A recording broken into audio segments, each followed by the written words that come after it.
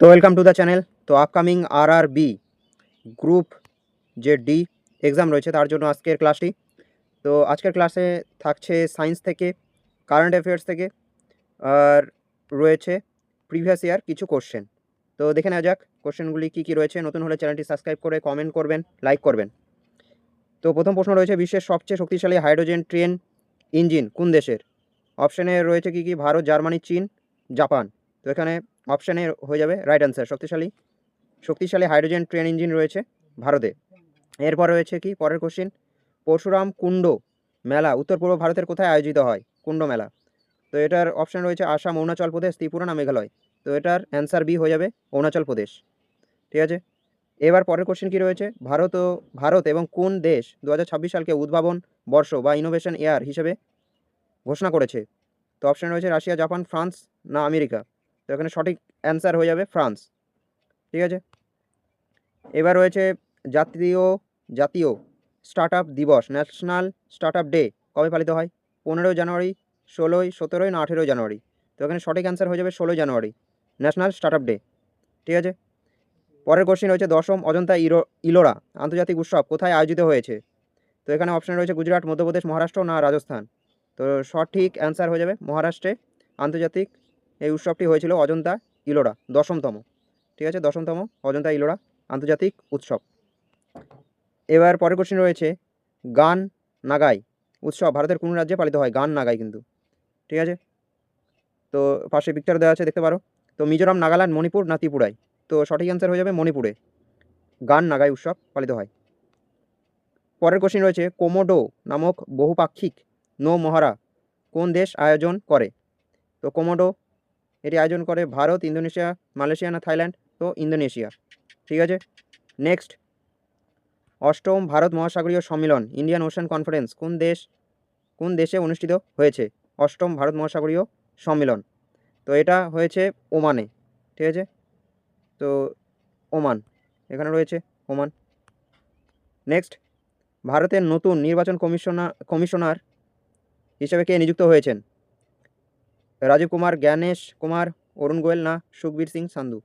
তো এখানটা জ্ঞানেশ কুমার হচ্ছে ভারতের নতুন নির্বাচন কমিশন কিন্তু। ঠিক আছে, নিযুক্ত হয়েছেন। এরপর রয়েছে কি নবম এশিয়ান শীতকালীন গেমসের বা এশিয়ান উইন্টার গেমস আয়োজক দেশ কোনটি?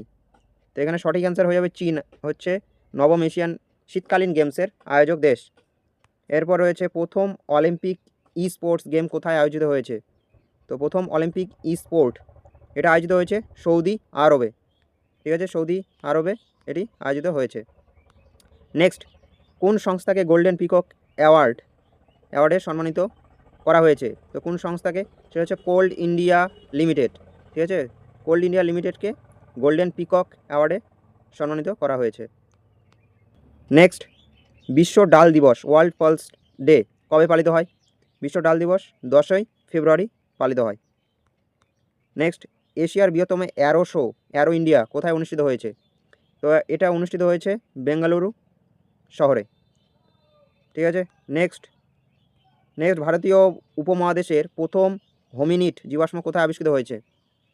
এশিয়া মহাদেশের প্রথম হোমিনিট জীবাশ্ম আবিষ্কৃত হয়েছে কি হাতনোরো এখানটা রয়েছে হাতনোরো, চেঞ্জ করে নিই কালারটা, এখানে রয়েছে হাতনোরোতে। ঠিক আছে, একটা জায়গা, সেটা কি এখানটা আরও ডিটেলসে যদি আমরা পড়ি, এখানটা রয়েছে কি 1982 সালে প্রত্নতত্ত্ব অরুণ সোনাকিয়া নর্মদা উপত্যকার নোরায় হোমো ইরেক্টাস প্রজাতির এই মাথার খুলিটি আবিষ্কার করেন। তো কত সালে? 1982 সালে প্রত্নতত্ত্ববিদ অরুণ সোনাকিয়া। ঠিক আছে, নর্মদা উপত্যকায় কিন্তু এটি রয়েছে, নর্মদা উপত্যকায় রয়েছে এটি। নেক্সট, দিল্লি সুলতানির কোন শাসক চল্লিশা বা তুর্কানি চেহেলগানি প্রথা বাতিল করেন? কে? সেটা হচ্ছে বলবন্ত। ঠিক আছে, বলবন্ত। ইলতুৎমিশের তৈরি করা ছিল হচ্ছে চালিসা, এটাকে বলবন্ত কি ধ্বংস করে বা পতন করেন। ঠিক আছে, নেক্সট কোশ্চেন রয়েছে 1565 সালের তালিকোটের যুদ্ধ ব্যাটেল অফ তালিকোটা কোন সাম্রাজ্যের পতন ঘটে মানে যুদ্ধে?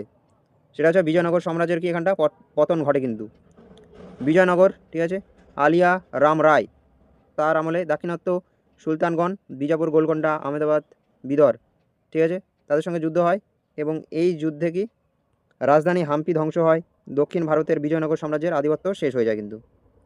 তো নেক্সট দেখে নেব মুসলিম লীগ কবে প্রত্যক্ষ সংগ্রাম দিবস ডাইরেক্ট অ্যাকশন দিয়ে পালন করে। এটা হচ্ছে 16ই আগস্ট 1946 সাল। ঠিক আছে, এটা কি ক্যাবিনেট মিশন কি ব্যর্থ হয়, তার ফলে 16ই আগস্ট প্রত্যক্ষ সংগ্রাম দিবস 1946 সালে পালন করা হয়, যার ফলে কি কলকাতায় ভয়াবহ দাঙ্গাও হয়েছিল। ঠিক আছে, নেক্সট কোষের বৈজ্ঞানিক অধ্যয়নকে কি বলা হয়। তো কোষের বৈজ্ঞানিক অধ্যয়নকে বলা হয় সাইটোলজি। ঠিক আছে, সাইটোলজি কোষের অধ্যয়নকে, হিস্টোলজি বলা হয় টিস্যু বা কলার অধ্যয়নকে। আর রবার্ট হুক 1665 সালে প্রথম কোষ আবিষ্কার করেন কিন্তু। তো এগুলো মাথায় রাখতে হবে আমাদের ছোটো ছোটো বিষয়গুলি। কোন কোষ অঙ্গাণুকে আত্মঘাতী থলি বা সুইসাইড ব্যাগ বলা হয়। এটা হবে সঠিক উত্তর লাইসোজোম। লাইসোজোমে থাকা পাচ্য কুৎসেচক কোষ ক্ষতিগ্রস্ত যদি হয় তাহলে সম্পূর্ণ কোষটিকেই ধ্বংস করে দেয়। ঠিক আছে, তো নেক্সট কোশ্চেন বলেছে মানবদেহের সবচেয়ে কঠিন পদার্থ কোনটি। এটা হচ্ছে দাঁতের এনামেল। ঠিক আছে, দাঁতের এনামেল কোনটা দেখে নেব, এটি। ঠিক আছে, তো এনামেল হচ্ছে উপরের অংশটি, এখানটা রয়েছে সবচেয়ে উপরের অংশটি, এটা হচ্ছে 96% খনিজ পদার্থ।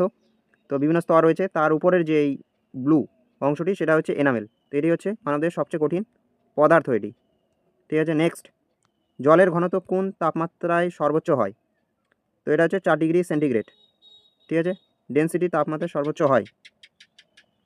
তো জলের এই অস্বাভাবিক সম্প্রসারণের কারণে 4 ডিগ্রি তাপমাত্রা এর ঘনত্ব সবচেয়ে বেশি এবং আয়তন সবচেয়ে কম হয় কিন্তু। ঠিক আছে, নেক্সট বাংলাদেশে প্রবেশ করার পর ব্রহ্মপুত্র নদ কী নামে পরিচিত হয়। তো এটা হচ্ছে যমুনা নামে পরিচিত হয়। দেখো তিব্বতে কি সাংপো নামে, অরুণাচল প্রদেশে দিহং, অসমে ব্রহ্মপুত্র নামে এবং বাংলাদেশে গিয়ে ব্রহ্মপুত্র কী নামে পরিচিত হয়, যমুনা নামে কিন্তু। তো এগুলো মনে রাখতে হবে। এবার হচ্ছে ভারতের কোন মাটিকে রেগুর বা কালো কার্পাস মাটি বলা হয়। তো এটা হচ্ছে কালো মাটিকে ব্যাক সয়েলকে বলা হয়। এই মাটি কার্পাস বা তুলো চাষের জন্য সবচেয়ে উপযুক্ত।